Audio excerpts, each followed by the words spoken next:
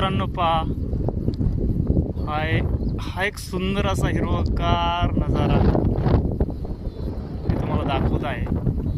आणि खरंच खूप सुंदर, जे पावसानंतरनं जे हिरवगार हे जे फुलत जातं ना, ते खरंच निसर्गाची एक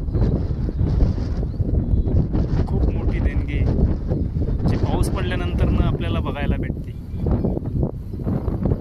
पूर्ण असं लांबपर्यंत दूरपर्यंत हिरवगार डोंगर, पूर्ण हिरवगार झालेले झाडे, हिरवेगार असे फुललेले पाहायला मिळत आहे. आणि छोटेसे पाण्याचे तळे